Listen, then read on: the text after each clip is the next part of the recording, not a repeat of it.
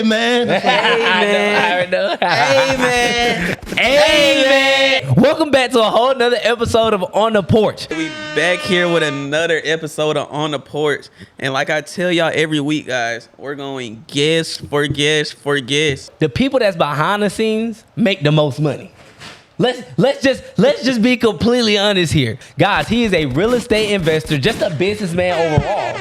Man, I'm just going to allow him to introduce himself and tell you guys what he does. Benny Fuelo. I'm a real estate investor. I'm a businessman. I'm originally from the Congo. I grew up in France, and I've been in the U.S. for 12 years now. Yeah, so essentially broke my first week in the U.S., go from that to owning $44 million in real estate like a few years later. Things kind of slowed down a little bit for me, but then 2021, that's when I made $2 million wholesaling. What I would recommend people is to diversify. Use wholesaling as a way to make money, but then you need to start renovating some houses and buying and holding and maybe getting creative financing. Maybe that's how you get to overall maybe $10 million or more, you know? I don't think that wholesaling is meant to be predictable.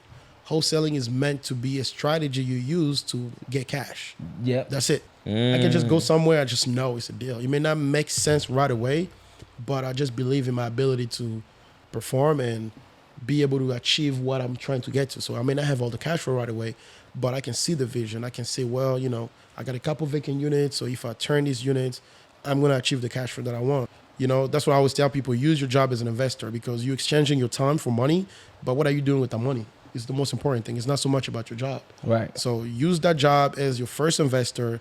Take the money, invest in your business.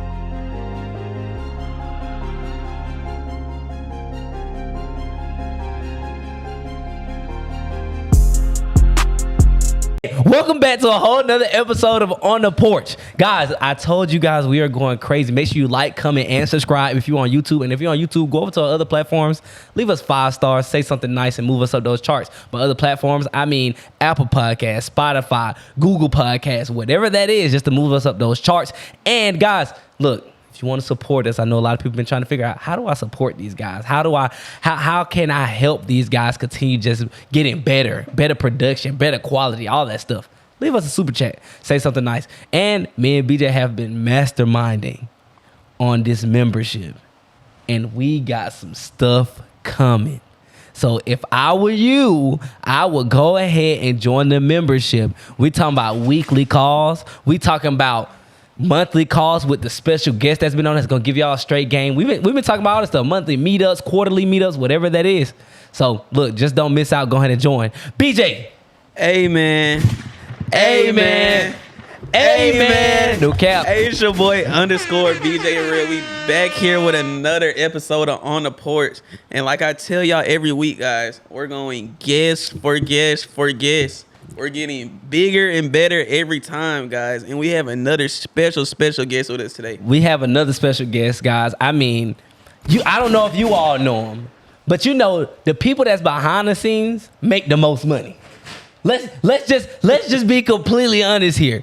I don't know where I've seen him a couple of times. I was like, then he popped out with a Ferrari, and I say, oh, he's him. Whatever he does, I need to know. Man, we got my boy, Benny Fuelo. Guys, he is a real estate investor, just a businessman overall.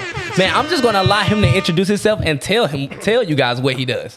Hey, y'all, man. I really, really appreciate y'all, man. This is a good setup, you know? And then what he does, I like to actually watch a couple episodes. Like, hey, man. Oh, man. That was beautiful, man. So, yeah, my name is Benny Fuelo. You actually said that right because people... Let's go. Can't even tell you how to kill my name. But Benny Fuelo, I'm a real estate investor. I'm a businessman. I'm originally from the Congo. I grew up in France, and I've been in the U.S. for 12 years now. Yeah, just chasing the American dream, man. That's it. And it seemed like you're obtaining it. So, I mean, where did this start? Like, I know you're from the Congo. When did you move to the United States? I moved here when I was 18, turning 19. Oh, wow. So it wasn't that long ago. Yeah, I mean, 12 years now? Yeah, that was. If my math is right, yeah. What brought you over here? So the crazy thing is that I won a lottery. What? Yeah, so what? Hey, bro, listen. I was not supposed to be here. You know what I'm saying? So yeah, I was not supposed to be here. So one of my buddies was, I think a random day, I woke up in the morning and I just thought about, calling my friend. Called him. I was like, yo, what you doing? It's like, yo, I'm entering my information in this lottery. I'm like, yo, what is it? And he told me about it. I was like, whatever. What do I need to do? He said, yeah, just send me a picture of you, like a passport photo, whatever, and I'll put your information. And I was like, cool. I really did not even believe in that I literally just grabbed my phone. I just snapped the selfie. I was like, yeah, just use this picture. You know what I'm saying? And 9 months later, I won. I was selected to come to the U.S. and get a green card and get a citizenship.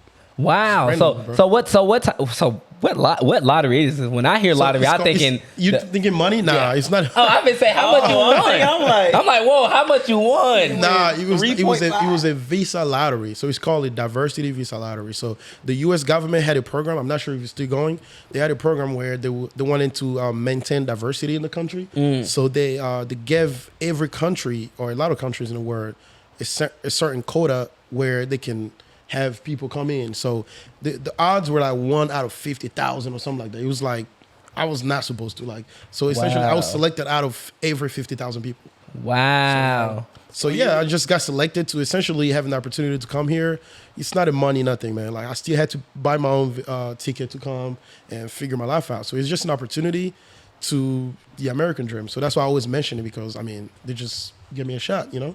So is that always like a thing that you wanted to do, was like just come to America eventually? Not really. Like, to be honest, I was enrolled in college in France. You know, I had graduated high school. You know, I had a little gap year, so I went to India, just traveling. You know what I'm saying? So I was already in college, enrolled in college in France, and then this lottery came about. So I was like, oh man, you know, let me give it a shot. You know, the U.S. is, I mean, if you don't live here, if from outside the country, outside the U.S., people really want to come here, you know? And that's crazy because, you know, with us living here, you know, most people, we talk down on the U.S. like, this is that. And they're like, I'll leave this country. And I'd be like, me and BJ Lou be like, bro, I don't know, bro. Y'all talking about leaving, but this really like kind of the best country. But I understand what they're saying, because when you got here, I got a question. So when you got here, do you still see the U.S. as the same as you saw from the outside, or you look at it a little like, how is that? Like, what's your perspective now? Okay, all right, take it from me, man. So there are a lot of countries in the world where, you know, life is great, you know? Yeah. And you can make money, you can live great life. So I wouldn't really say from the point, I don't think the quality of life is the best in the U.S., but I think economically, the U.S. makes sense. Right. You know, I think that for me personally, like, I mean, I don't think I was going to make it this far if I was, let's say, in the Congo or in France. Right. I really don't think so. Like, somebody's going to have to show me how I was going to make it. Right. You know? So, like, I think economically, the U.S., the best way to say is, like, the economic upside in the U.S. is just amazing. Like, this is the only country on earth where a kid from the Congo, like me, that came to the U.S. with $500 in his pocket, I blew through that $500 the first week I was here. So I was really broke the first week in the U.S., right? It's not hard to. Yeah, it's not hard to. Everything is expensive as fuck here. So, yeah, so essentially broke my first week in the U.S., go from that to owning $44 million in real estate like a few years later. Oh, shit. Like, $44 million? Yes, so far. So by the time people watch this episode, I don't know, it's probably going to be 50 million. I don't know. So the point is that, yes, the economic upside, in the U.S. is just... It's the capitalism. Yeah, but quality of life, I mean, you can live good anywhere, you know, it depends. It's all, you know. Yeah, we're not the best with our taxes, personally. I heard like most of our taxes like goes just to like the military and stuff. Like, whereas like other countries, they put their tax dollars into like medication, and, like healthcare. So it really depends on what you're looking for. Like me, I'm young. I think that if you're young, I think the U.S. is a great country because you can actually work hard, make a lot of money, and kind of decide what you want to do. Like, right. Me, I don't feel like I'm stuck here. Like, I want to make my money here, but you know, I want to leave good here as well. I love the country. I mean, I'm super grateful. I don't talk down on the U.S., to be honest. Yeah, for sure. You know what I'm saying? But I want to live in France. I want to live in Africa, in the Caribbean. I want to enjoy life. Right. And I'm a citizen of the world. I'm not a citizen just of the U.S. You feel me? I like that. So you went to college in France, right? No, I was enrolled in college, but I came here when I was 19, almost, you know. So, yeah, I went to college here. So you went to college here. So where do you even, like, start, like, to just build yourself? Like you said, you came here with, like, $500. So $44 million in real estate? How do you go from just being broke to $44 million in real estate? Just walk us down that road. It's kind of crazy because I wouldn't really have a short answer. So this is just going to be me just telling you. It's going to be me telling you guys my story. So when I first came, my cousin was living here. Funny enough, he was actually doing real estate. My cousin was doing real estate, and it's crazy because I really didn't see myself doing real estate. He's actually very successful still now. So yeah, man, like, yeah, you know, he had me. I got here, stayed in his apartment. I got in school because I had to learn English first. Right. Because mind you, Oh, wow. I was not speaking English when I got here. Wow. Definitely was. Yes. So I had to learn the language first. And then after that, the next step is get a job because, you know, you got bills. You got to kind of get accustomed to life, you know. So, yeah, the next step was getting a job. So my first job was a dishwasher job. So I was washing dishes at Panera Bread. That's where I got my first job. Stayed there for maybe 10 months, you know, saved up a little bit, kind of got used to paying bills now, saving a little bit. And then from there, I went job after job, and at the same time also going to school. And then finally, like years later, I want to say, you know, I got a job at Comcast. You know, that was in 2017. You know, at that point, I'm already living here. You know, like I got my own place. I'm working jobs. But then I got a job at Comcast. That was my highest paying job at the time because I'm making $90,000 a year as a salesman. Yeah, I was doing sales door to door. You know, commission job. If you're good, you make. I did that too. You did that too. So, Yeah. Yeah, if you're really good, you'll make money. So, you know, thankfully I was really good at it. So, made good money, and then I got laid off from that job. Wow. But I'm grateful that I got laid off because the skills that I acquired selling those skills literally were they were the catalyst to me being successful in real estate. Right. Because I just knew how to sell. I think sales is the best skills you can ever have. Wow. So so basically you just what is your thing about jobs? So like I'm pretty sure you don't even talk down on jobs then. You know, a lot of people, they talk down on jobs like jobs, but really you were able to cultivate the skills that you learned at a job. Yeah, at a job. Yes. I mean, naturally, I was already like a natural entrepreneur. I've always tried a couple businesses. You know, I kind of didn't tell you guys all that, but like I had a trash business. I had a consulting business. I had a hard time keeping a job. Even when I had all these jobs, I would always quit and then try business. And then if it doesn't work, and then get into the next job, right? Wow. But I'm grateful for the sales job that I had because it really allowed me to be a better businessman. You know, to be able to position whatever service or product that I had to propose to the market, you know?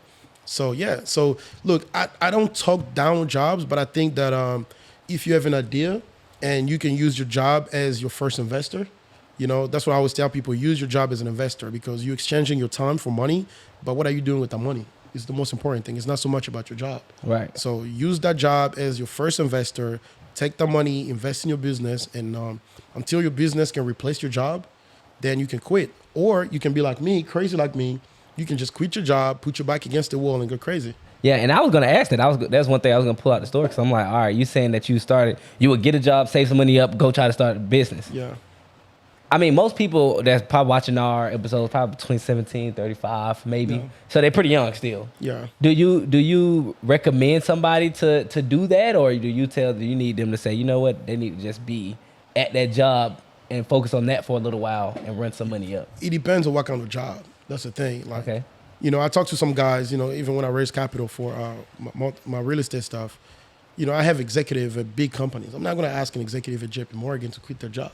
You know what I'm saying? Not everybody hates their job. That's true. I'm not asking a doctor to quit their job. You know what I'm saying? Or a lawyer. So it depends on what job. I mean, what you describe as a job. So I'm assuming right now we're talking about low level. Yeah, I get low level job. Yeah, for sure. Word. Yeah. Not a career. Not a career. Okay, good. job. So, I mean, look, if you're a dishwasher, for example, or you work at a store, like some retail stuff that's taking too much of your time and you really have no time somehow to invest into other things that you really want to do that's going to help you level up, I can personally understand why you would quit it because that's what I would have done. Yeah. You know, I'm like, with no judgment, but I also can understand why you would keep a job and try to use that job to help you with your business. So I think it comes down to time management, bro. Like we got 24 hours in a day. So if you work a job that takes you 8 hours, let's say 9, right?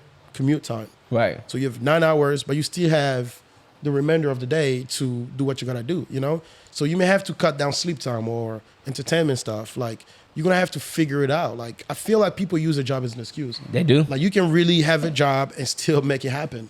Like, I've seen that so many times that I don't think it's necessary to quit your job, but I will understand if you quit it, maybe it's draining you mentally or something. It's just not the environment that you need to be in. Then I would understand. But if it's just a matter of, oh, let me just quit my job so I can start a business, it's too risky, man. I got you. Because you're going to be out of money and out of a job, and then what's the guarantee your business is gonna work?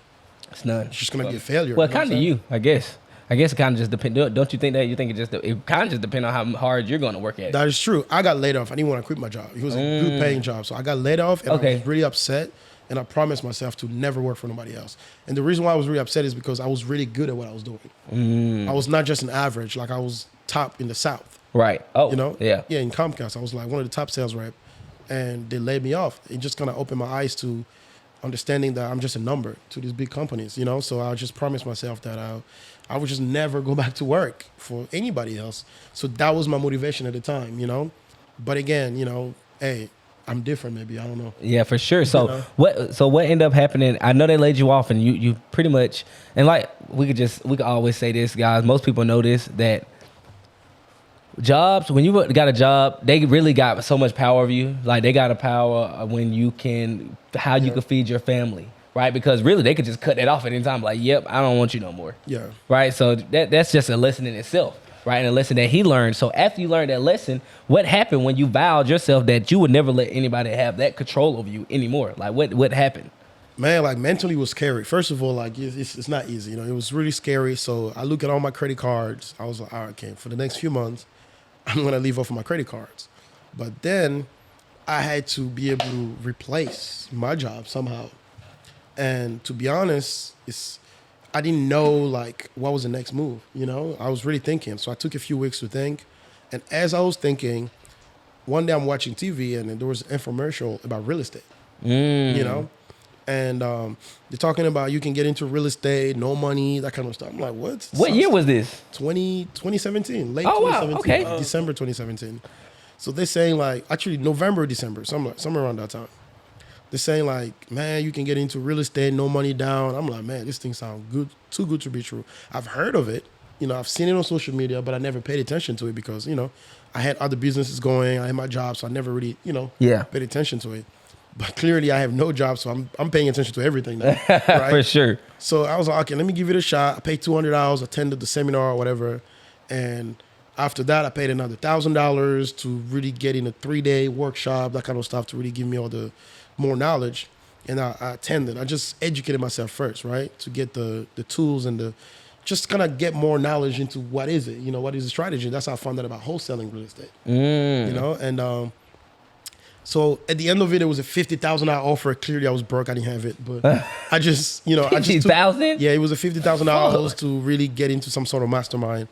But I paid $1,000 to get in to just get the knowledge that I needed at the time. So it was a mixture of like I got enough information and I'm clearly hungry, right? I need to make it out because I'm living off of credit card. So at that time, I'm just like, yeah, I'm gonna give it a shot. So I started driving for dollars because, you know, I'm sure you guys understand. What is that? What is driving for dollars? Driving for dollars is essentially like you go around town to find like, you know, properties that look like they need some love, like, right? Like tall grass and broken windows. Like any property that look kind of like, you know, they need some sort of upgrades. You know? Right. So I was focusing on those. So I was driving around the whole city of Atlanta and finding these properties. I'm loading them up in this app called Deal Machine. Yeah. Yeah, so I'm loading them up in Deal Machine, and I will call them sometime right in front of the house. Hey, Mr. Seller, I'm standing in front of your house. I was just hungry as hell. Yeah. Just calling sellers, and it took me 3 months, man, until one day I kind of started giving up. I ain't gonna lie. Why? Wow. Why you? Because, start? I mean, come how on, long man, were you doing it before you got a deal? Like, I guess months. you. All right, 3 months, okay. almost 4 months. That's it? So it's not that long. I know. I'm stupid. Some people be like, I've been doing the year. But one thing about it though, when people do that stuff, well, it's just something I like to say. I'm just throwing my input in and let you go. But the thing is, a lot of people that start wholesaling, they don't realize that you're putting the time in, but you're not putting the time in for real. That's why you didn't get a deal. So like they be like, I ain't get a deal in a year. How often are you calling people? That is true. How many text messages you calling? How many people are you talking to a day? Yeah. If you not contacting 500, 1,000 people in a day. Yeah, knowing what I know now, fast forwards, there's no fucking way it was gonna take me 3 months to close a deal. Personally. Yeah. Just knowing what I know, I was gonna probably cut that time in half, you know? Oh wow. Yeah. But yeah, man, it took me 3 months, which I think is fair. I think on average you can take, you know. But I just didn't know. Like I was just very like anxious about making money. You know, you're on credit cards. Yeah. At that point, you behind credit card payments and just seeing your family kind of like, damn, like, you know, late on rents. Like life is just stressful, you know. So that's why I felt like 3 months was too much. So I started kind of giving up. I started applying for jobs again. And I was like, kind of giving up on myself, you know? I started looking at jobs. I was like, man, like I promised myself not to do this, man. But I have to. I got to be responsible. I got a family, you know? So, but the funny thing is, I always tell this story. Like I like to really tell the story. One day I'm home and I want to go buy juice at Kroger. Okay. So I'm like, all right, let me go get some juice. Okay.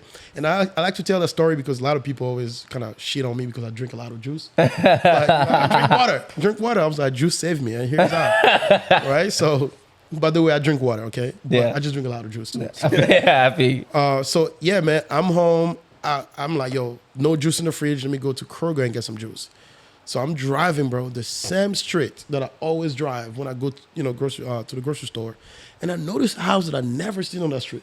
What? And I'm just like, yo, is this crate been here? I'm like, man, all right, I'm gonna load it up on deal machine on the way back. So I go get my juice and I come back and I stop at the crib, take pictures of the house, and I kind of like stop and I walk around and it's vacant. I'm like, yo, I don't have How you never seen it? Yeah, I'm like, oh, how did I never seen this house? So I took all the information that I needed, the address or whatever, and I look up the seller and I call them, and come to find out the person that picked up was the son of the owner that actually passed away the previous year. Whoa. So his dad passed away a year prior, because I think at the time we're like early April. He told me his dad passed away a year ago. And yeah, man, I just want to say I want to get rid of it. I got a couple offers, but I got $90,000 on the table right now. But if you can give me $100, I'll give it to you. Straight up. Yeah. And I'm like, okay. I'm not really too sure what I'm doing really at the time. Right. I'm like, okay, cool. Like, I'm going to send you a contract. So I send him a contract. Well, just not without looking at comps or nothing. Just like, I'm going to just send it to you. I'm just desperate. That's great. Wow. Without looking at Without looking at comps, which again, I don't recommend because you can waste your time like you that. can't, But, yeah. But I'm desperate, man. I'm like, man, I'm going to just take action. This guy clearly is telling me you got other offers, so let me lock it in. So I said, okay, cool, let's do it. So I sent him a contract. He signed at $100,000.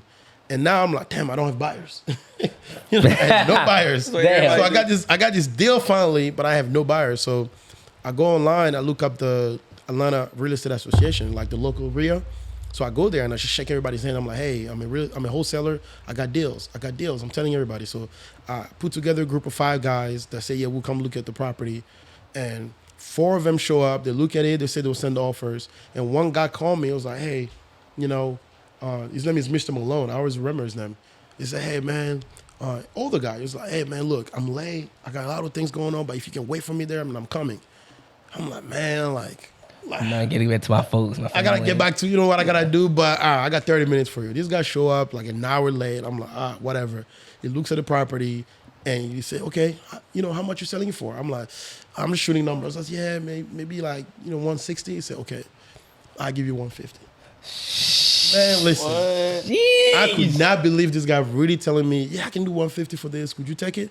I'm like, I thought he was bullshitting, like for real. I would too. I've been doing wholesale live, but still think you're bullshitting. I'm like, bro, like you just come look at it, like you telling me you give me 150, like yo, what's going on? Like, you know what I'm saying? Facts. I'm doing the math. I'm like, yo, that's $50,000 for me. That's crazy. You know what I'm saying? But he told me, okay, cool. What's your email address? I'm gonna call my assistant right now. How many offers you have? And that time I'm bullshit. I'm like, yeah, I had a lot of people come over. They're interested. You gotta do that. Offers. I'm just telling you. I'm just talking my game. He said, okay, let me call my assistant right now. We can docu-sign it right now. How much is the EMD? I'm like, this guy is really serious. And he's trying to close me right there at the property. Oh wow! Like that's literally had to happen. You know what I'm saying? He said, okay, cool. Can I wire the EMD tomorrow morning? Because it was late. It was, I think, probably 6 p.m. at the time. I said, sure. So I do 5K EMD. Yeah, this guy closed me out within 10 days, man. I made $50K on my first deal. Holy shit. Yes, man. Like he was a serious... 50, so 50, let's break that down. So 50K on the first deal. Obviously, you put some urgency in them, Yes. just like, yeah, I got some, because you was in sales. Yes, I was you in understood sales. like so I understood the urgency. Yeah, you understand, like, I got other people offering me, cool. So what was going through your head at the time when, obviously, you was like, he was bullshitting and it was real, but at what point did you realize like this is serious? Like when I closed, I got the attorney was like, yeah, we're gonna send you the wire. They didn't give me a check, so they wired the money into my accounts. I went to my bank. I withdrew everything, $50,000 cash, but I wanted to count it. You wanted to count it. That's when it became real to me. Yeah, sure. That's literally when it became real to me. And the funny story is that I had one of my homies, Steven, at the time. I was kind of wholesaling with him, but we never found success together. So I called him. I was like, yo, where you at? He said, yeah, I'm in Sandy Spring. I was like, I pulled up on you. Pulled up on him. I had $50,000 cash in the car, man, in my glove box. I opened the glove box. I was like, bro. He was like, yo, what is it, man? You doing drugs? I was like, nah, bro. That's the wholesaling. I was telling you, bro. You quit on me, bro. And he had quit. Yeah, he was kind of like all over the place, man. He was not I get focused, it. Yeah. You know what I'm saying? So, and then I took them out to eat, whatever, man. That's when he was real to me, when I actually counted $50,000 real. Like, it was not real the whole time, man. Like, it was not. Even when I'm signing, this guy saying, I'm like, yo, It ain't real, yeah. It ain't real, man. Like, I didn't see the money. And then when the money was wiring my account, I log in, I see it in my account, it still wasn't real, bro. That's I crazy. had to go to Chase Bank. I remember I was banking with Chase at the time, man. I go to Chase Bank, asked them to withdraw $50,000, and they gave it to me. Surprisingly, they had it. They gave it to me cash. And usually the banks don't have that. They be like, yeah, Usually bank, you gotta schedule it, but they had it. Like, you just align, you know? That's And crazy. I had $50,000, counted it up. That's when I was like, okay, I really made money. And 2 weeks later, I had another deal. As you know, like when you prospect in real estate, there are things that kind of like hit later, right? So I had a seller that actually the week before that called me, but he was kind of like dragging it. So as I'm closing that deal, I had another deal on the contract like 2 days later that closed 2 weeks after from one of the. You remember there were 4 guys that came to the property. Oh, yeah. They never made me an offer. So I Okay. reached out to the same 4 guy, but they actually liked the other deal better. So I closed the second deal 2 weeks after my first deal. It was a smaller one. I made $16,000. But hey, It's still 16 grand. That's 16 So grand. within 3 months of me hustling, I made $66,000.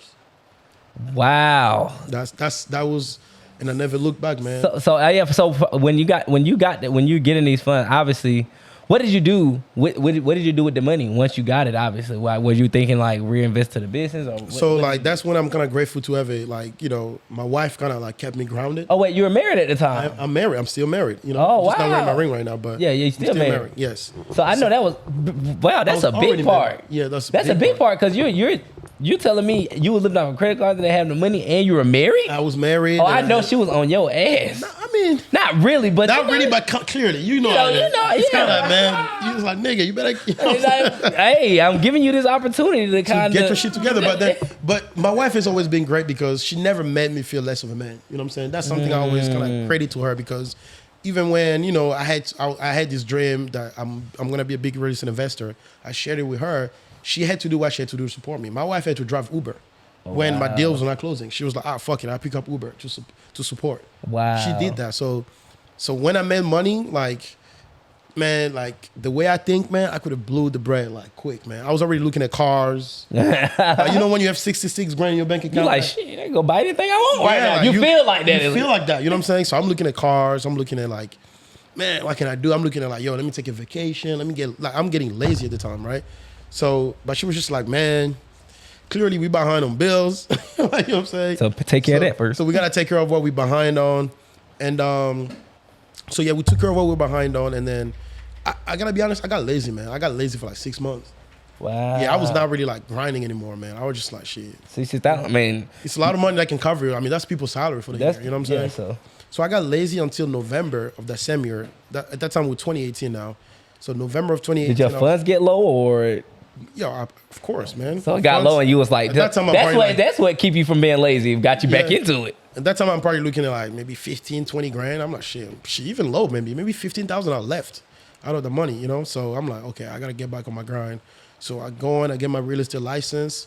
And there was a guy that I was trying to get on the wholesale side that didn't make sense. You know, numbers didn't make sense. So when I got my real estate license, he had 2 houses. He let me list those houses and I made some money commission-wise. Oh, as an wow. agent. Yes. So I just called him back. He was a pastor. I was like, hey, pastor, forgot his name, man. I called him again. I was like, hey, look, I got my license now. Those houses, look, they may not work. I cannot buy them, but look, I'm an agent now. Would you let me list them? He was cool. Let me list 2 houses. They were next to each other too. So I listed those 2 houses and then I made money, maybe like 8 grand or something. And then, you know, I reinvested the money now into my real estate marketing. Okay. Like So with the first 6 grand, you I never put it back in my You never business. put it back in the business. No, I was just living off of it. I was lazy, not working. But then when I closed my 2 other deals that I made $8,000 as an agent, I took that 8,000. That's when I started looking into like systems and you know, like I started thinking about, okay, can I hire some VAs and you know all the stuff. So, and I was at that time it's early 2019, you know, because I got my license in November, put the properties on the market to list. between listing time and closing time is like, and then there's the holiday, so things were slow. So, So yeah. we end up closing the following year, January. So I got the money. 2019, I would say, was the year where I really took everything seriously. So, and that was the first year I also made six figures, and and then he went from six figures, seven figures, and So you made your first six figures doing wholesaling? wholesaling, yes. So how long? Because we know you're in a big time investor right now. So like, how far did your like wholesaling career go? So like in 2019, I made my first six figures. So that's when I became more consistent closing deals. I probably finished the year at the time, maybe at like 2019. Could have been, I gotta look again, but I think roughly $400,000, which was good. It was a really good year, 2020 was actually better early, but it got bad at the end, because I had a couple properties I was trying to flip that was not going my way. It was kind of like COVID too. COVID was a great year early, but then, during the holiday, I guess, there was another strand of COVID or something that happened. Things kind of slowed down a little bit for me, but then 2021, that's when I made $2 million wholesaling.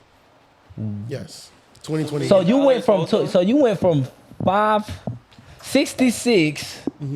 So 66, $400,000. 2020, actually, I made about the same, if not less, in terms of like wholesaling per se. Yeah. Because in 2020 now, I was making money other ways now. I was also doing other things. But in 2021, that's when, net $2 million. Holy shit. Yeah. How big was your operation? Like how big? Did So you, like, in 2021, and I partnered with my boy Marquise, we had like 40 VAs on the phone. We had 40 VAs cold calling. We had like Hold on, you 40? Yeah, 40 VAs. We had 40 VAs on the phone. We got an office. We had 2 offices. We had like the dispo team, transaction team. We had like 4 acquisition managers. So we went crazy. So for you to scale this, do you think for you to scale? I mean, we're gonna move on. We're finna move on from wholesaling quick, but for you to scale wholesale, this question for me, goddamn it. For you to scale wholesaling, do you think that you have to? Do you think that you obviously to grow something you got to spend money to make money? Yes. Do you feel like you needed to get that much stuff to scale it the way you did, or do you feel like you could have did less?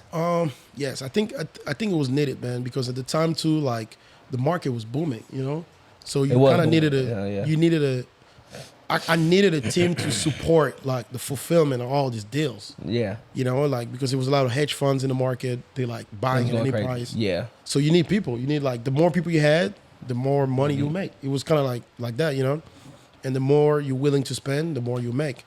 And but I think that to a certain extent, you can operate at a smaller scale and still make a lot of money. But my take on wholesaling as its own strategy is that you can't really scale wholesaling to become like a I don't know, like maybe I'm wrong, but I don't see a wholesaling operation being like a $50 million business. Yeah, I don't think so either. Hard. Like, I don't think so either. Keeping that in mind, I already knew like making $2 million, $3 million was already like I'm maybe top 1%. Right. I already knew that. Like I'm already playing in the top 1%, making millions of dollars just wholesaling. What I would recommend people is to diversify. Use wholesaling as a way to make money, but then you need to start renovating some houses and buying and holding and maybe getting some creative financing. Maybe that's how you get to overall maybe $10 million or more, That's kind of my idea, but I absolutely needed to spend more money to make money. Yeah. Okay, I got you. So after that year, as you made $2 million, what dawned on you? Like, cause I know obviously you were buying property at that time, or I was already kind of buying properties, flipping.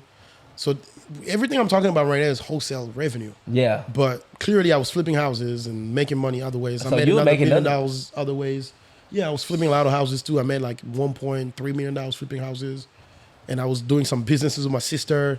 She was sending me some designer clothes for the low. I'll sell it to some people for more. I was just getting into anything. into the bag. I was getting to the bag. I made a lot of money, man. I probably finished 2021 like what $4 million, something. Damn. So what happened?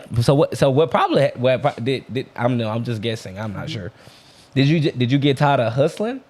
Yes. Because obviously wholesaling, it's a hustle, bro. Like I get tired of it now, and I ain't even did as much. For me, it was not so much getting tired of the hustle. It was just getting tired of the same.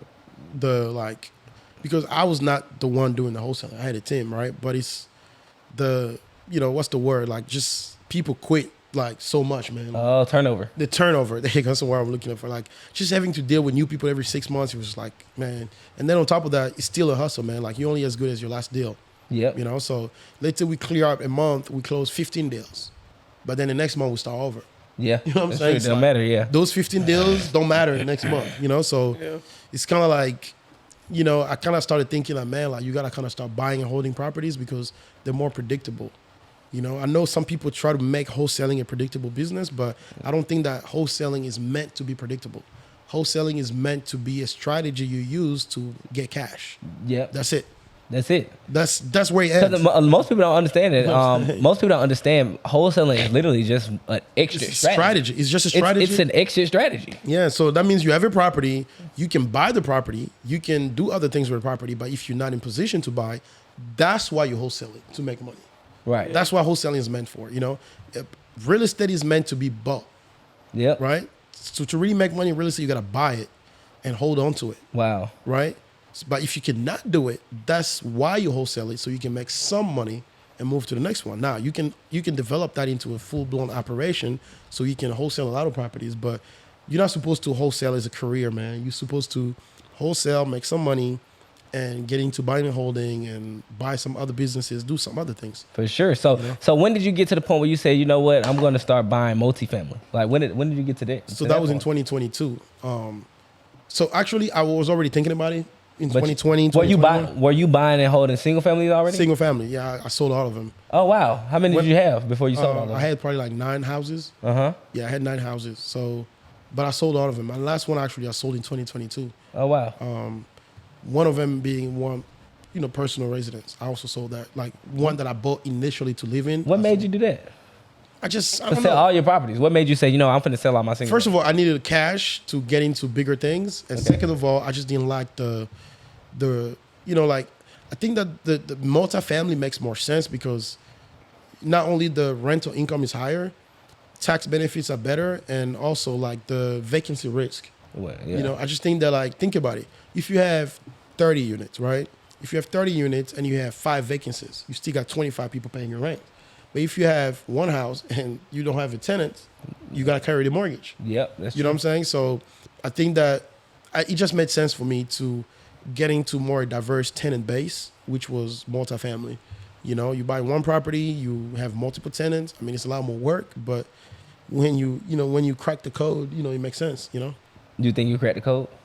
I'm still working, man. I think I'm early in what I'm doing, but I'm around people that already had cracked the code, you know. So, and it's helpful, you know. Just be surrounded by the right people, you know. So 2022 you started. So what was that first deal that you got that made you say, you know what, let me go ahead and obviously you sold the other properties that you had. Did you sell those before you got into multifamily? Yeah, I did actually. I sold them early in the year, like Okay. early. My last house that I sold was 2022, like early. It was cold. I think it was February or something. Okay, I got you. So by what time did you say, you know what, let me go ahead and get this multifamily? So I already had the plan, right? Right. But my first deal was closed in June of that year, 2022, May or June. So I already had the property on the contract in April, closing up in 60 days later in June, and it was 17 units. And I never looked back since then, man. I closed 17 units in June, closed. I think in August I closed 7 units, and I think the following month I closed 25 units. And after that, in November, I closed 80 units. 80? Yes, 80 units. And then in January of this year, 2023, I closed 64 units. And then last month, I just closed on 60 units. Congratulations. And I'm looking at 136 units right now that I gotta buy. Hold on. So let's just backtrack. we gonna backtrack because oh my goodness. Let's backtrack to that first deal. So like money wise, like how do you even approach that deal? Like did you have to put money down? Did you buy it all cash? Did you raise funding? Or like how did you even like approach that? On my first deal, it was a mixture of both. It was a mixture of raising capital from friends and also putting my own money on my first deal, you know? And I already had investors that I was working with that were already investing in my single family endeavors. So they were already giving me some money. Let's say they'll give me 20 grand to like to buy a house, flip it, and pay them, you know, some dividends or pay them back with profit. So we already had built that trust, you know? Right. So when I was ready to go to bigger things, I kind of reached back out to my friends to get into a deal with them, so it was easy. So I needed about $315,000 for my first deal, 17 units. I bought it for $2 million. So that was the down payment that I needed. So I raised it partly, and then, you know, I kind of threw in an extra, like maybe $100,000 of my money and bought that first deal. But since then, I raised capital really for most of my deals. You know, I may have some skin in the game depending on what I'm short on, but yeah, I really use a lot of private money in terms of like raising capital for all my deals. So so obviously just people that you worked with in the past. So what's the importance of being able to make sure you conduct good business and actually growing relationships? And how did you meet these individuals? So like one thing I really go by is that like at the end of the day, I know you guys, you know, I own all these properties and, you know, I do pretty well for myself, but what I really have is my name, bro. Like, Yeah. you gotta keep your name clean in the streets, man. Like, so Especially in real estate, it's a small world. yeah, real estate is such a small word. So I've done such good business with a lot of people that it's easy for me to get introduced for the next guy. So you ask me how did I meet these people, but it's really like the people that I've done good business with, they introduce me to the next guys, because the way successful people work is that we don't compete, we collaborate. So if I'm making money, if I have a play with you, right? If I know, yo, my guy Mike, man, I got a play that's making me all this money, I'm not gonna keep it for myself. Right. I'm gonna probably talk to my guy here. I'm like, look, man, I see you making some bread, bro. I know somebody that can do this with your money. And before you know it, you're in front of him now. I talk to the next guy. Like, that's the thing. A lot of guys that I know now were introduced to me because I've done good business with one person, and they just felt compelled to introduce me to somebody else that may need my services. Now, when That's what it is. hold on. Now, when you go into these deals, like, were you going into them like for the equity? Were you going into it for like the monthly cash flow, or were you going into it because you saw like a potential to build generational wealth? It's all that, man. Like, so obviously you got the equity side, you know, which is good because when you refinance, you can pull some cash. You know, I mean, it's a lot of money when it comes to multifamily. We're talking millions of dollars. Yeah. And you got the cash flow. I always tell people, yes, you got to buy for the cash flow because that's what pays you every month. That's what you live off of, is the cash flow. And generational wealth as well, because, you know, like the way I strategize and the way I structure my real estate stuff is that I buy them now. I work hard to stabilize the assets, make some cash flow, make some good money. But by the time my son is 7 years old now. By the time he's 20 years old, I'm going to have lower debt on my properties. They're going to be more stable. The rent is going to be higher. They're going to really reap the benefit of my hard work, you know? Or when I pass away, you know, my family is going to inherit all these properties because they're all covered by life insurance. So if I have debt on the property, you know, so for example, let me just give you guys a better example, right? So if I have a property right now that has $5 million mortgage debt, right? So what I do is every time I buy real estate, I also get a life insurance policy. Okay? Every time I buy real estate, I also get a life insurance policy. Every time? Every time. Or if I have a big enough policy, then that's fine. I may not buy one. Okay. But if, let's say, I acquire new debt and that, you know, that exceeds my policy, my value, okay, then I need to get a bigger policy to just cover all my debt. So I just make sure that my life insurance policies are always more than my debt plus more. Like essentially, like I need to pay off my debt and have an excess of cash for my family. So the way it works is, so if I have a property right now, let's say I have a 60 unit that has $5 million in debt, right? Assuming that, let's say the debt stays the same until I pass away, right? Because I may refinance a few times, or the debt may go up. Maybe it's going to end up being $8 million of debt by the time I'm older. Let's say I'm 80 years old, God calls me, whatever. What's going to happen is my insurance policy is going to pay off through my trust, of course. Yeah. Because you set up a trust. So you got trust. Yes, gotta have a trust, man, because the trust kind of dictates on how the money is allocated. Right. You know? So what happened is, when I pass away, because we are gonna die, we're all going to. That's going to happen. It's gonna happen, right? So when I pass away, the money goes to my trust from an insurance policy. So my trust is the beneficiary of my insurance. My trust now will pay off all my debt, my current debt at a time, right? So it's gonna be family meeting to figure out what are my debts and my accountant at the time, whatever, right? Pay off all my debts, and the excess in cash goes to my family, and based on however I decided how they're gonna receive the cash. Of course, it's not gonna be a one lump sum, right? They're gonna get in, and some other cash is gonna be invested into more real estate and more stock in the stocks and all the things to grow that money again, right? So if I have $5 million in debt and my insurance policy is $10 million, what's gonna happen is it's gonna go to my trust, My trust is going to pay off that $10 million, and my family is going to get a free and clear property, by the way, right? They get a free and clear piece of real estate, and they get an excess in cash that they can reinvest for the next generation. And they can repeat the cycle. They can take free and clear property. They're going to cash flow. And whenever they need to mortgage it to put some cash, they can do it. And we can repeat the cycle, generations after generations. So is this the so obviously real estate and health insurance, that's been a lot Life of insurance, yeah. Life insurance, my bad. I had not health insurance, but life insurance is the best way to build, in your opinion, is the best way to build Yes. generational wealth? In my opinion, I think that life insurance is the hack, man. Like, think about it. We all have a death sentence when Yeah. we're here. We all are going to die. Yeah. I just don't understand how people don't have life insurance. I really don't get it. So you know something is going to happen. Think about it. If you knew you were going to get in a car accident, would you not get a car insurance so that way you can cover your repairs? Yeah. This is literally life. We all know we are going to die at some point, so we all need to have life insurance so we can take care of our families, you know? Right. So with me in real estate, I know I have businesses, I have real estate, and I have debt. I don't want my family to inherit that. I want them to inherit free and clear properties. So what I do is I buy real estate, I borrow against it. So when I die, they're going to be paid off, and my family is going to inherit free and clear properties, and they can do what they want to do with it. You know, they can repeat their cycle. They can borrow against it as well to get some cash, and they can, you know, go on to invest in whatever they want to invest in. And but then again, my life insurance policies will also give them an excess of cash that they can also invest in the stock market or businesses and real estate, whatever. So that's the best way to do it, man. Like, this is a strategy that people are starting to call buy, borrow, and die. They're calling it this. You know, I think that's what it's called now.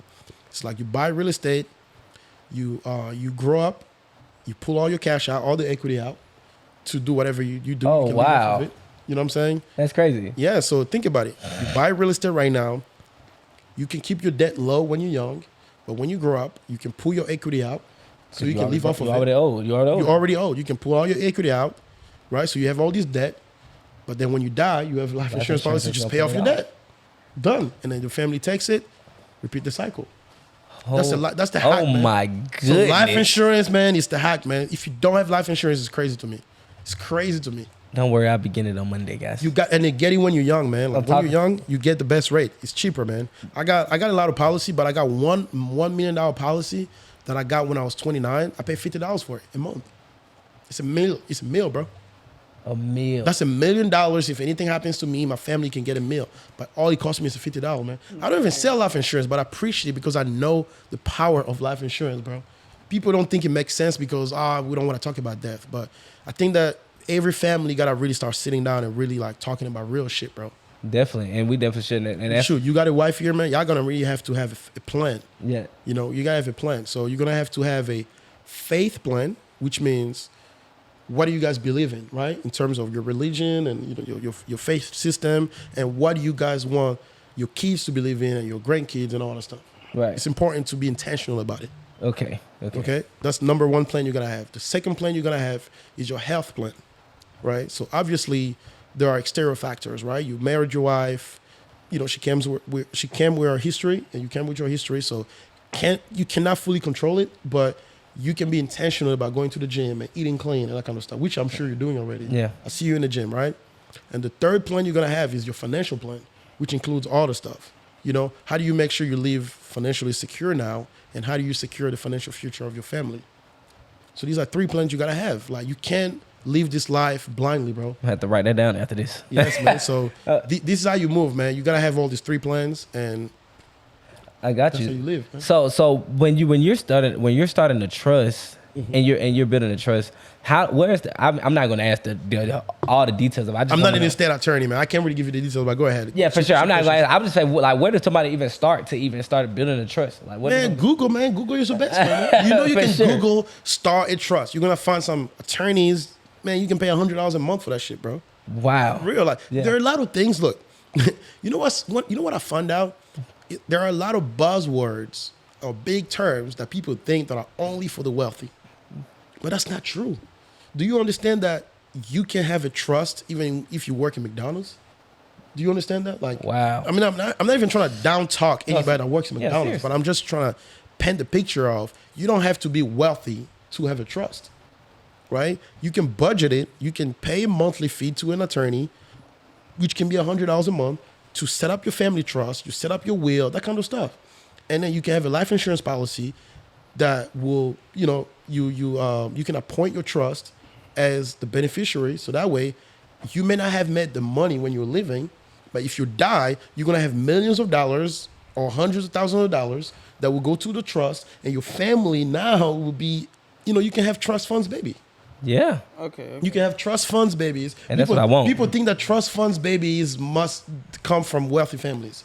Nah, bro. Yeah. Just responsible parents that set up a trust and set up a life insurance policy.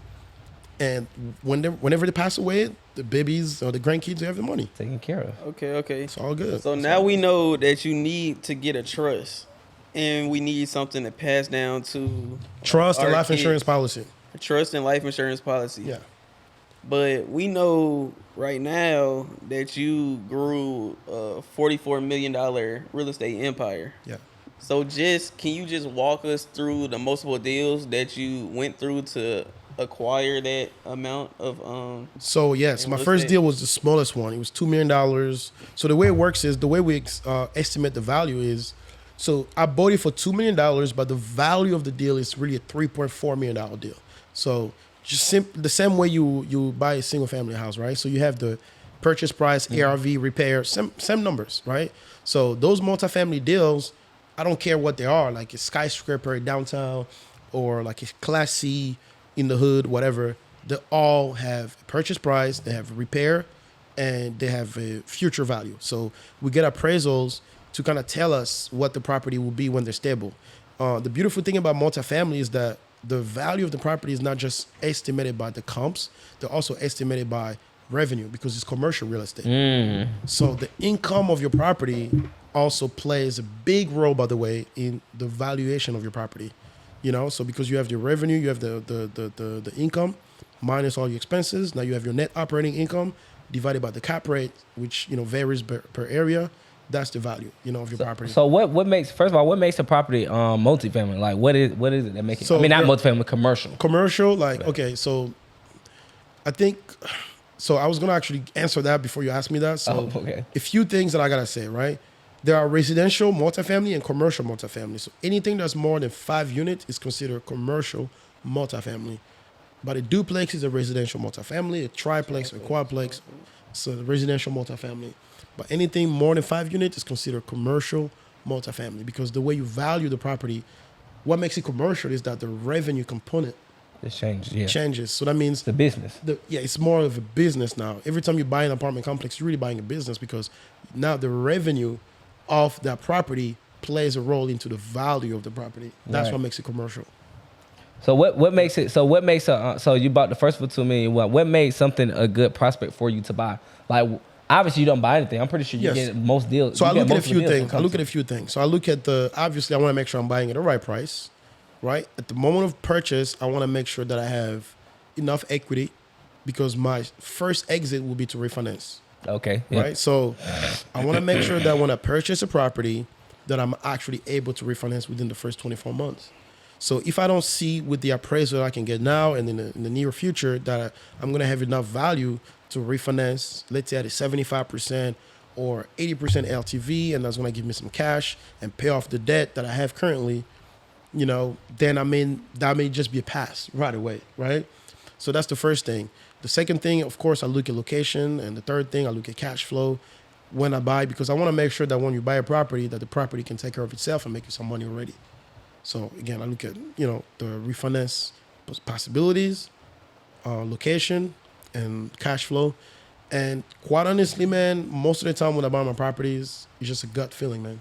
I can just go somewhere, I just know it's a deal. It may not make sense right away, but I just believe in my ability to perform and be able to achieve what I'm trying to get to. So I may not have all the cash flow right away, but I can see the vision. I can say, well, I got a couple vacant units, so if I turn these units, I'm going to achieve the cash flow that I want. But location is always important, though. There's one thing I never negotiate is a location. I want to make sure it's always in a good location for me. I got you. Everything else I can kind of like negotiate a little bit, but location-wise, It gotta be an Non-negotiable. Yeah. adequate location for me. Yeah. And with 44 million in real estate, what does that look like as far as like monthly cash flow? So like the best way I can tell you is that you don't look at the value of the real estate to determine cash flow. You just look at the number of doors. Right now I'm at 274 doors. On average, I can net $300-$400 per door. Just do the math. Yeah. Do the math. Yeah, that's kind of how it is. You want to do the math? 274 doors times, what you say, 300? Yeah, do 400. 400. Yeah, so that's kind of what you make because people pay rent. You can take it down to 300. That's fine. But so because let's say you can gross overall, you can gross like $200,000, right? Let's say one property brings in $200,000, but you got expenses, you got property, you got staff, you got maintenance, you got things that you got bills really like and then you got unexpected things like the other day on one of my properties, a tree fell on it. Obviously it's an insurance thing that we can recoup, but we got to fix it first. Yep. So that's an expense that we got to have, So we kind of save for that too. But yeah, on average in multifamily, even in single family, you can make about $300 per door. Oh my God. Okay, I got you. $300-$400. I'm just trying to see. Is it okay if I say his number? Of course. So he say cash flow monthly. Yeah. For I just did 300. I just did 300. Yeah, anywhere between 82 to 100,000. I don't want to disclose my cash flow because I don't want people to be calling me now, yo, send me some money. Yeah, I feel you. But anywhere, if he got 400 doors, 109,000, and they all pay rent, of course, guys. Stop counting his pockets. You don't know if they may not be paying rent. Yeah, 274 doors right now. Yeah, and then or it could be you can make it about $100,000 a month. Yeah, for sure, on average. Yeah, which is amazing. And obviously, refinancing is a big thing in this game because the reason being is it because you're paying they only investing for a short amount of time. So the people that I raised the capital from they invest for a maximum of 2 years. So okay, which also happened to be a good time for me to also refinance. So it's kind of like it works for me, right? So when I refinance, I can pay back my investors and I can keep the excess cash to potentially buy another building or do what I want, just keep the money, whatever. Okay, good. Okay. So for example, let me just actually give people the refinance numbers, right? Okay, so okay, yeah. I got one deal that I really love. What is refinance? Let me break that down for him first, then go. Yes. So to refinance is essentially you buy a property with debt, right? So you can get in a deal with, let's say, hard money, for example, right? Or a bridge debt.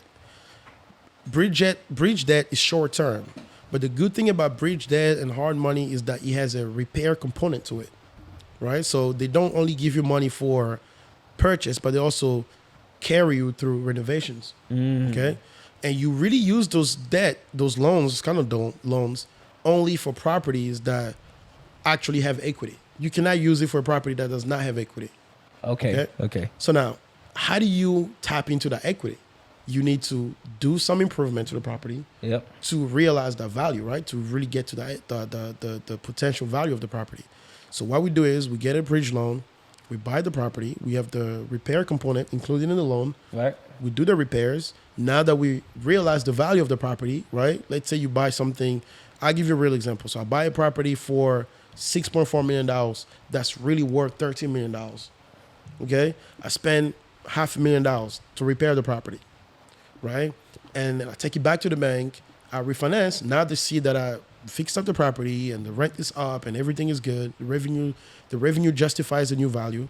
Now they give me 75% of $13 million as a new loan. That's what refinancing is. Right. In some cases, 80%, but let's just say the average is really 75%.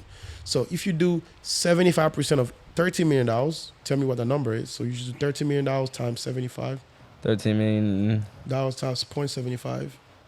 One more zero. Times 0.75.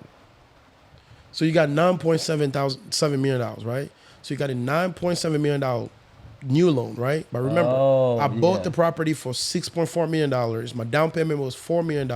Sorry, my bad. My down payment was $2 million. So my actual debt was only $4 million. Now I got a new loan for $9.7 million. Yep. So let's take off the initial loan of $4 million. So take $4 million, right? And then that's $5 million, but also take off the $500,000 of repairs because it's also part of the debt. So now you got $5.2 million to you cash free. Tax free, by the way. Tax because they can't take debt. They can't. You cannot get taxed on debt. So you got $5 million on you coming your way as refinance proceed, tax free. And you done this on pretty much all of your property up to this point. Obviously, Up to this point, not all of them. All of them. I still, I've done it on a few. You're working properties, on some still. and I've done it on single families, and we're doing it on multifamily now. Wow. Yes. So single family refinance works. Clearly, the numbers are smaller, but it still makes sense. You can buy a house for $100,000. You can renovate the house. Let's say you put in another 30. The ARV is 200,000. You refinance 75% of 200,000 is 140, I think, 145 maybe, and you pay off the 120. Now you got 20 grand. Sure. Over there. So if somebody want to try to get into this right now, like what are the steps they should be taking? Should they be wholesaling first? Is that what you tell them to do, or should they be just trying to save their money up? I think it's more so like, I think that you gotta get the basics of real estate. So either you can flip some houses first or wholesale, but you gotta educate yourself one way or another. Right. That's the point. Like, I don't care if you're gonna have to wholesale to get the education or flip some houses to understand how real estate works. But I would not recommend just getting straight into big deals. Like, you bust your head, 20 units. I mean, yeah, it's hard. It's hard to handle. Yeah. So I would say maybe flip a few houses or own a few houses and then grow. Like, just take it one step at a time, man. Like, look, I bought my first multifamily unit when I was already 5 years in the game. I'm not saying that you have to be 5 years in the game, but just to kind of put it in perspective, it took me a long time, Yeah, for sure. to get here. So don't rush the process, man, because you're gonna burn yourself if you rush it. Definitely, That's what definitely. it is. Yeah. So what obviously your whole message is pretty much for this whole thing is generational wealth. Absolutely. Like, my whole message is that you gotta buy real estate. Really, like, the thing is, I encourage everybody to buy real estate. I don't care if it's multifamily. I like multifamily, and of course, I'm biased. I'm gonna push people towards multifamily, but I was just gonna ask, like, so what are some other ways, like, four or five ways that you can tell someone to start building generational wealth? 4 ways. Give me four. Give me four. Okay. Buy real estate, buy real estate, buy real estate, and buy real estate. That's I'm just it. telling you, that's it. Like, and then don't forget the life insurance. Yes, I guess it's 5th way. All right, fifth way. So Yes. 5 ways to build generational wealth. Yes, buy real estate, buy real estate, buy real estate, buy real estate, and get life insurance. That's what In it that is. order. I'm just being honest. So now, to be honest, okay, if I'm gonna be fair, you can have businesses, right? You can get into private equity. You can get into other businesses, but real estate is the best way for you to conserve and preserve that wealth. Right. So making money is one thing. That's the thing. Like, I think that people are using generational wealth now as a buzzword, right? Because they make money, they think they're making generational wealth. Yeah. No. You only hear this.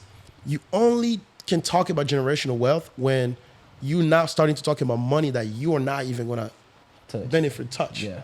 Like money that you're not even gonna benefit from. Like, we're talking about money that people that you would never know will benefit from.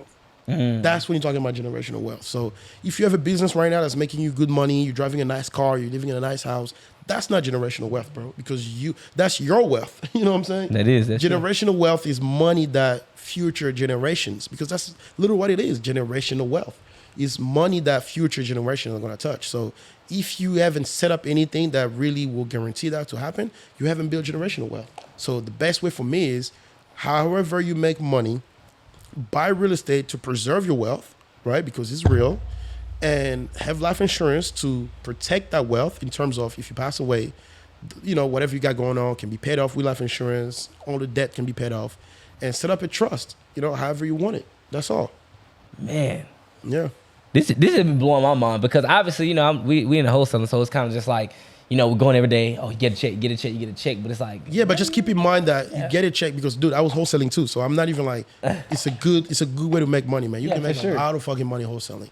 Like, by the way, I tell everybody, yes, tap in with these guys, learn how to wholesale. It's a good way to make money. And I love wholesaling because anybody can really do this shit. Anybody. I feel like anybody. And that's why I love wholesaling. It's an opportunity to anyone that want to ever get into real estate to start something and make themselves some money.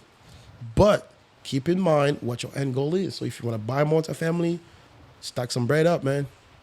Stack some bread up, or just get so good that you can raise the money to buy some buildings. That's what it is. For sure, and that's what I was thinking too. I was like, all right, cool. Cause I close on smaller deals. Maybe my deals average 5 to 10,000, right? Cause I just work in the small. I don't do Atlanta or like a big market. So I'm like, okay, cool. Do I have to raise that much money, or like you said? Now I think about it, I got some good connections because I got people that literally tell me like buyers that's like, I'm willing to lend you on anything. Like, Yeah, use those lenders for single family flip. Right, which I have before. Exactly. Do a few of them, build that trust. You can go back to this lender like, hey, look, I'm about to buy 5 units. They will trust you. And after that, you come back a couple months later, hey, I got 20 units. You already built the trust because they're not really obviously they're investing in the deal, but they're really investing in you. That's true. That's what it is. So if you've built the trust and you build the connection, man, you'll be all right. You absolutely gonna get. That's what happened to me, man. Like I had people since I was doing wholesaling, flipping houses that I already built the trust. So it was easy for them to just trust me, like on my next move. Yep. And just keep your name clean, man. That's what it is. I got you. So so obviously you have a family, right? So. Yes, I have a family. I have a wife and 2 kids right now. Yes. Oh my goodness. So how is that like? Especially when you first started and you've been in business, like how is that? Like how are you able to? Are you balancing that, or I mean, obviously right now your stuff is so right is now it more passive or it's like you're more into? No, I'm still active, man. Like okay, so I'm creating passive income, but I love working, so it doesn't bother me to be involved in my business. I have an amazing assistant, by the way. Shout out to Erica. She's my boss at this point. She runs my business. Like, she tells me what to do for real. But so yeah, I set up a staff that handles a lot of things. I'm not stressed to work, if it makes sense. I don't wake up and run to work. I gotta be at the office. That's not my life, right? I can wake up whenever, but I still work. You know, I need to be involved. I got meetings. I got calls to make. Sometimes I gotta show up certain places and make sure things go right. But but eventually, you know, the goal is to make it completely passive. But I enjoy working, so I don't aspire to passive income. I don't care. I don't even think I'm gonna retire. Like I don't care. Like I don't think there's gonna ever be a time where I'm gonna stop working. Like it's just that work is gonna look different, and then when you do what you love, it doesn't even look like work. It doesn't feel like work. Like I just do what I love. You know, it's like I don't care how old I am. I may take longer vacations eventually, but I'm always gonna look into my business and take meetings and do what I gotta do. Right. You know, get creative and, you know, stay around people, keep you fresh, you know. Is your family involved into your business at all? Yes, my wife actually. So now that's a good point. So as I progressed to multifamily, of course, I never got rid of the single family side. So my wife is the one that she created a business around single family. So she's heavy on flipping houses right now. Oh, wow. So I kind of coached her into making sure that we can keep that around because single family is still a good asset class, you know. So you guys still buying? Yes, we're still buying. It's easy to exit. I might got a deal for you. Oh, you do? Man, let's talk. Seriously. I'll probably do for real. You do? Okay, after this, we'll buy it, babe. We'll close like, if it's good, we'll close. Yeah, for sure. It's kind of funny because as I was driving here, I'm looking at all these houses. I still got the hunger in me, man. I was like, man, like, I can catch me a little flip here or something. Yeah. But then my wife, actually, she's the one that flips houses. She does all the stuff. So, and the reason why I never wanted to get rid of the single family side, at least when it comes to flipping, is just easy to exit. Yeah. Right? Like, you can buy a house today, fix it up, and get rid of it in 2-3 months. Okay. And make your money. You're not gonna be able to do that in multifamily. No. That's why I don't even buy it to sell it. I buy it to hold it because selling multifamily is a way longer process, man. Okay. Do you think it's important to have like your spouse or whoever you're with to be involved in the business, or? Yes, I mean, look, you don't have to if she's not into it. Right. But interest. But my wife has been interested in it, and why not? I'm the best person to coach her. I mean, you know what? Who else to coach you into something than your spouse? You know, that's true. It's a great partnership. You know, so yeah, my wife is in the business now, and it's been amazing, man. She actually has a property right now that she just finished up, so we're looking to kind of like crank it up for her a little bit more because she's been doing one at a time. Now I kind of feel like she's at a space where she can start doing 2-3 at a time now. Do you feel? I mean, so obviously with her being in business, that's that.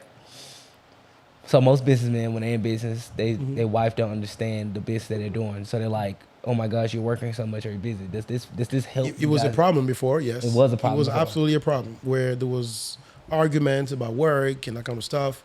But I think it helps now. Now I feel like we can talk about the same things now. Yeah. You know, and the beautiful thing is that my wife is so amazing, bro. Like for me, like if I have a stressful day at work, I don't want to come home and talk about work. So she does a good job, even if we're talking about the same things now in the same business, she does a good job nurturing me in other aspects too. So instead of just talking business all day, you know? Right. So that's really helpful. Yeah, and I've heard people say stuff like, they don't get their wife in business or whatever, or the reason they have trouble is because they don't know how to turn the business off. Yeah, but my wife, she is. I guess I don't know, man. I probably said that she probably gonna hate hearing this, but I think it's because she's only really doing it because she want to be a part of something with me. Yeah, But yeah. she doesn't want to stress me. She doesn't want to talk about it all the time. You know what I'm Right. saying? So yeah, she want to be a part of something with me. She believes in my leadership, and and I'm just leading her. That's what it is. But it does help. But it does help your overall business, huh? Oh, it does. It does, because I feel like we created within one family, within one industry, also 2 streams of income. And also it allows her to also be creative. Because I feel like she can flip a couple houses, make some money, and now as an entrepreneur, she can get ambitious, she can get creative, and she can start thinking about things. She can maybe get into some passion project that she may have, Right. that maybe if she was not really busting moves like that, she was never gonna do. You know what I'm saying? She was gonna either, because as a woman, bro, like, to be honest with you, that's something she told me actually yesterday. She's like, look, I want to do certain things, and I don't want to just come to you and ask you all the time. No, my wife said the same She thing. told you that too. So you probably just think that, she never thinks about it, but it's because she just doesn't feel like asking you. Right. You know what I'm saying? But if you put her in position to just do certain things, make some money, I don't care if it's 5,000, 10,000, millions of dollars, I don't care.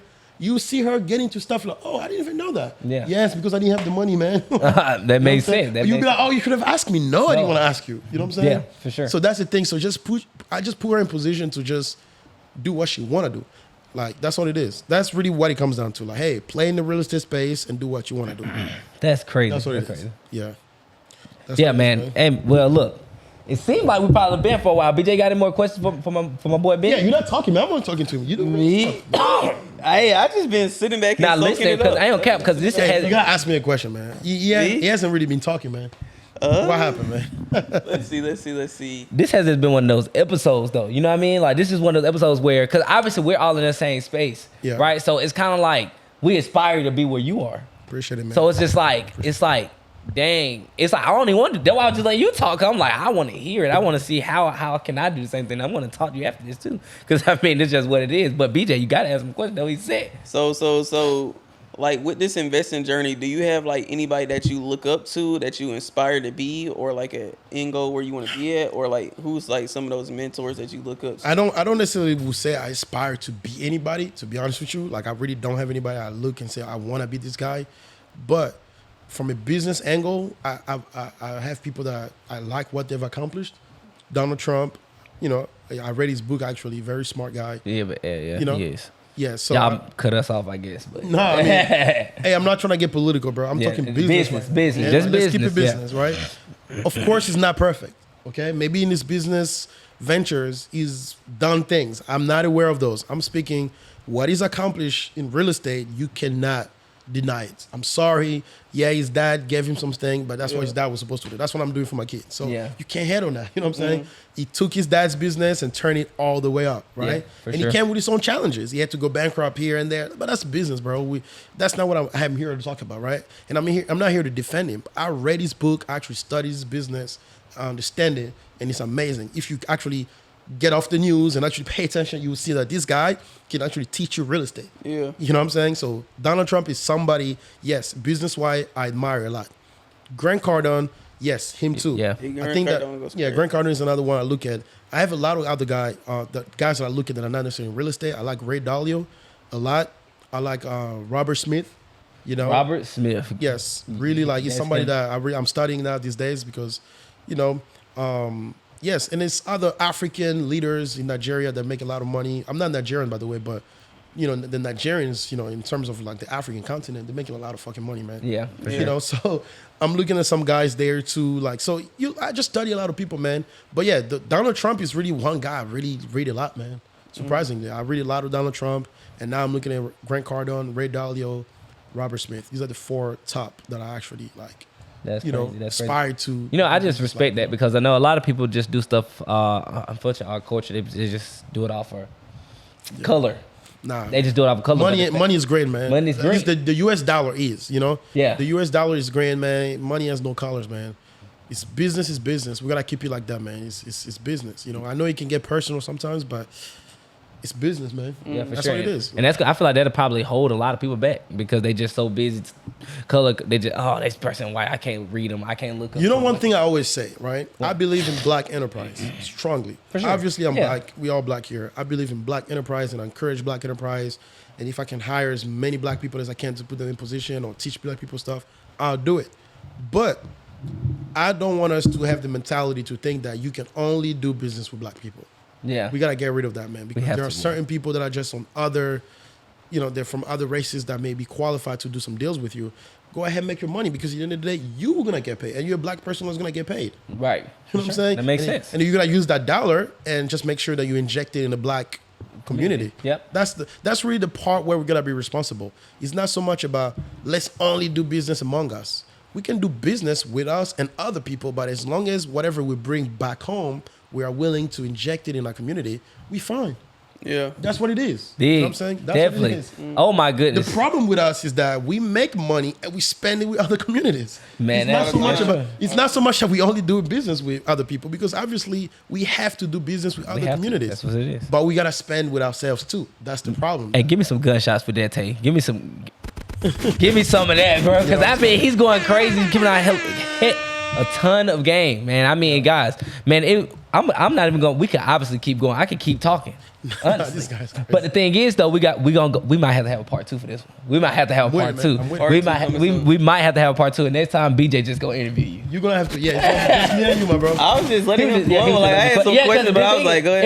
It was just flowing. It was just flowing. And I can talk, man. Yeah, Just for so sure. you know. Yeah, definitely, man. But it seems like we probably been here for a while. So, I mean, guys, you guys got to make sure that you're listening, taking notes. But before we get you out of here, right, we drop these episodes at the beginning of the week Okay. on Tuesdays. Okay. Right, on Tuesdays, right? So we dropping it on Tuesdays. We want to make sure that these people could take something from this episode and implement it this week, something they could do this week and actually get their lives better or actually better their lives this week. Okay. Right? So we call it give them something. We want you to give them some game they can actually take and just implement this week to get better, whether that's mentally, physically, emotionally, financially, or spiritually. It could be anything. It's gonna be just some spiritual shit. All right, and just look at that camera right there. So look, a lot of people they say they want to do something, right? And I was that guy. I have dreams and I had all the stuff, right? But I'm gonna keep it simple. I'm not gonna be overly inspirational. I'm not gonna give you guys some cliche stuff. You're just gonna have to stop bullshitting yourself. That's really what I gotta tell you. So if you really want something, right? It's as simple as go after it. One of my mentors told me this. You need to want that thing as much as you want to breathe when you're underwater. Just picture this. Close your eyes right now and picture this. You're underwater and you're out of breath. You see how bad you want to breathe? That's how bad you gotta want it for whatever it is. So, and by the way, you can actually go find a pool somewhere, get under the water, and actually just stay there for a minute. You'll see how bad you want to breathe, right? And guess what's gonna happen? You're gonna get out the damn pool. You're gonna breathe. So that's what you gotta fucking do in real life. Like, stop bullshitting, man. People DM me all the time. They say they want to do something and want to tell them what it takes. They just fold. That means you're bullshitting the whole time. So stop playing, man. Like, look at yourself in the mirror and just keep it real with you. Like, either you're about it or you're not. Okay? It's that simple. So I'm not even trying to tell you guys all the beautiful, inspirational shit. I'm just telling you guys some real stuff. Make it happen this week, man. Stop bullshitting this week. That's what I got to tell you. And that's it, guys. We respect it. Where can they find you at on social media, anything like that? Yeah, my IG is BFWELO. It's Benny Fuelo. Just, DM me, follow me, all that good stuff, man. I got some stuff. That's the thing, man. Like, for real, for a lot of things that people can really do, if they follow me, I'm gonna start sharing a lot more stuff on my IG. So just stay tuned, man. Just follow me. He's not hard to find. He's not hard to find, guys. And guys, you can find us on Instagram at _on-the-porch. And if you are on here right now, make sure you like, comment, and subscribe. And go over to all the platforms. If you listen on Spotify, Apple Podcasts, whatever that is, leave us 5 stars, say something nice, move us up those charts. And if you feel like Benny just gave you tons of gain and you got something out of this, go and leave a super chat. And we'll join the membership because we're gonna have people like Benny come on once a month and just go ahead and speak to you guys and give you guys some game that he didn't even give on here. And make sure you follow me on Instagram at _Mr.Mindset and you'll see everything I got going on. BJ. Hey, y'all go ahead and follow me at _BJ Real Man. But most importantly, y'all go follow us, like, comment, and subscribe at _on the porch. We're on all platforms. We're not hard to find. We drop an episode every Tuesday, guys. Just giving back to you guys and just giving y'all a lot of game. Like I said, we're going guest for guest. Like we have a major guest on today on 44 million in real estate. You major. Hey, man. I already know. Hey, man. Hey, man. And we out. Yo, man. Hey, you know what's crazy? I actually watched.